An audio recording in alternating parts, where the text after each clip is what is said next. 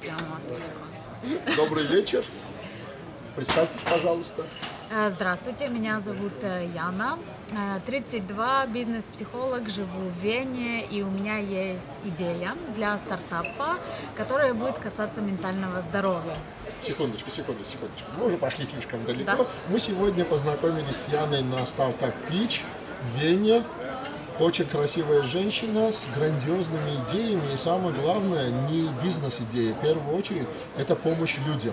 Она психолог, к ней приходит очень много людей с ментальными проблемами. И она решила найти очень инновативный вид помощи людям. Да. Объясните, пожалуйста, в чем ваша идея заключается? Сначала скажу, как я пришла к идее, и сразу к ней перейду. У меня есть очень много клиентов, которые вот именно бизнес, у них свои компании, управляют командами, и очень часто они мне говорили: блин, Яна, из-за плохого, из-за эмоций меня накрыло, я не помню, как я принял это плохое решение, и сейчас вот такие результаты. Вот если бы ты стояла рядом и меня за ручку держала и сказала: это только эмоции, они сейчас пройдут, включи критическое мышление, думай наперед. Вот я бы не сделала такой ошибки. И благодаря вот моим клиентам я пришла к идее, хочу разработать браслет, который будет помогать таким вот людям, которых накрывают сильные эмоциональные проблемы или эмоции, который браслет будет чувствовать, и в ту же секунду он начнет пульсировать. Как знак того, что «Хей, обрати на себя внимание, ты сейчас в очень сильных эмоциях». Но фишка будет в том, что сам браслет, он не просто будет вибрировать, а он будет имитировать сердцебиение вашего человека, которому вы доверяете и который является для вас сильной поддержкой. Но это также может быть и там собака, кот. У каждого человека разные партнеры, да, и воображение. И это и есть моя идея. Я очень сильно хочу помочь именно таким людям, потому что знаю, насколько сильно вот одна неправильная эмоция может привести к очень серьезным последствиям, и потом их очень тяжело именно решать.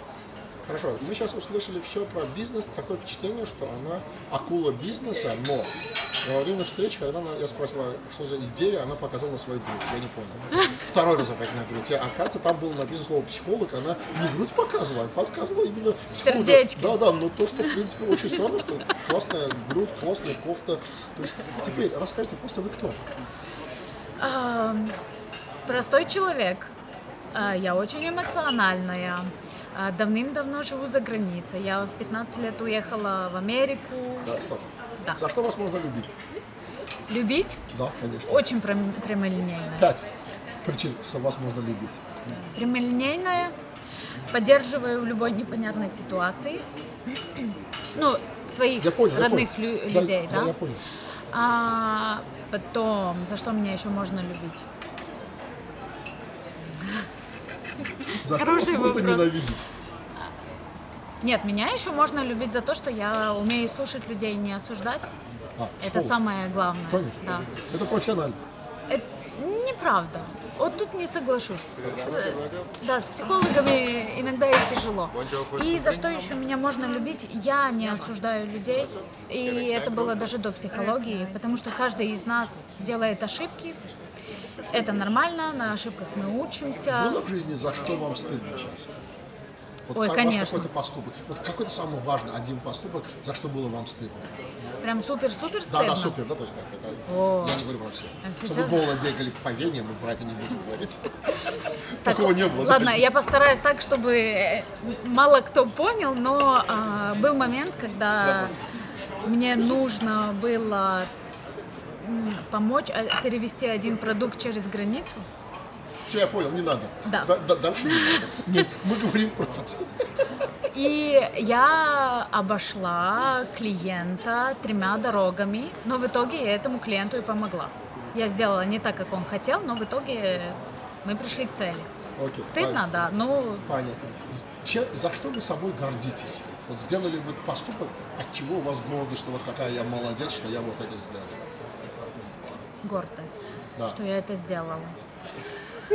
Во время войны, когда все переходили там на украинский язык и ни с кем не общались на русском, я работала с русскоязычными украинцами, которые сидели, плакали и говорили, что им стыдно даже вот сейчас сидеть. То есть я не разделяю людей на языки, на менталитеты. Если человеку комфортно на этом Есть языке. плохой и хороший человек. То есть Мы все 50 на 50 состоим из темной стороны и с светлой стороны. Только ситуации иногда нас расшатывают. Какая самая большая мечта у вас? Самая большая из детства. Очень сильно хочу открыть реабилитационный центр. Да, но поводу именно чего? для деток. Для деток с ДЦП и те, у которых есть там физические проблемы из-за ментального здоровья, скажем. А почему у вас такая мысль? Это вы- Из семьи. А. Да, у меня есть двоюродный братик, у него ДЦП, и я просто видела, как ему было очень тяжело и как было тяжело семье, только из-за того, что не было ресурсов, не было фахкрафта, врачей и специалистов. Сейчас говорят о том, что женщины стали намного сильнее. Действительно, женщина, если может себе позволить все делать сама, зачем тогда мужчина? И вот фактически все время боролись за права женщин, а сейчас получается, что женщины как раз-таки не могут найти сильных мужчин, в этом они упрекают мужчин. Вы с этим согласны? На 100%. И что делать с этим? Вот какое решение у вас для этого? Уже поздно. Надо было думать раньше, когда яйца обрезали мужчинам, извините. Какая жесткая женщина. Да, потому что нету такого... Женщины, да, и женщины есть сильные, и мужчины есть сильные. Но мы все время пытаемся в отношениях бороться друг против друга, вместо того, чтобы просто быть вместе. То есть я тебя сильнее, я тебе покажу, деньги заработаю. Вот, допустим, возьмем молодое поколение, девочек, мальчиков, вот, допустим, возьмем девочек, да, вот вам легче, наверное, им Да. будет советовать. Что бы вы посоветовали вот этим девочкам, у которых есть очень много фантазий, мечты, и они боятся, что они не воплотят? Сейчас очень сложный мир, и вот что бы вы им посоветовали? Начать общаться с людьми постарше, однозначно, те, у которых есть намного больше опыт, и которые смотрят на жизнь уже под другим углом. Яна, смотрите, я думаю, что в вашей жизни не все было гладко, да, то есть было очень много тяжелых моментов, плохих людей видели, но у вас есть вера в том, что жизнь прекрасна, и вы верите людям. Откуда такая вера? Как вы не стали плохим человеком в связи с тем, что много плохого видели в жизни? Я верю, что этого было много. Хотя и хорошего тоже, наверное, Да, было. видела, переживала. Нельзя разделять, как я уже и сказала, нельзя разделять людей на плохих и хороших. Только мы сами, если хотим видеть плохих людей, мы будем их видеть. Мы будем концентрироваться. Если я скажу, посмотри на свой нос, опа, увидела. А так он со мной всю жизнь. То есть вы в квантовую физику начали верить, да? То есть сейчас, в принципе, все говорят про квантовую физику, то есть то, что мы Она можем есть. находиться одновременно в разных местах. Теперь очень серьезный вопрос и очень важный. Да. Сконцентрируйтесь. Пожелайте себе что-нибудь, чтобы это исполнилось до конца года, до 31 декабря. Что вы хотите, чтобы у вас исполнилось, пожелайте это себе. И мы с вами поговорим 1 января насчет того, что исполнилось или нет. Так, пожелать себе... Чтобы у вас до 31 декабря это получилось, это исполнилось. Желание. Ну, хотя бы уже Нет, быть, хотя бы нет. Желание быть уже в процессе разработки. конкретнее. Уже Получить, секундочку, Ага. сколько это денег получить, чтобы процесс шел? То есть здесь вопрос денег, сколько? Ну, 300к 300 для начала. получить, чтобы... То есть вы должны подготовить проект, на который вы получите 300 300К. и процесс будет идти. Да, Вы к этому готовы? да. На что вы готовы, чтобы это получилось? От чего вы готовы отказаться?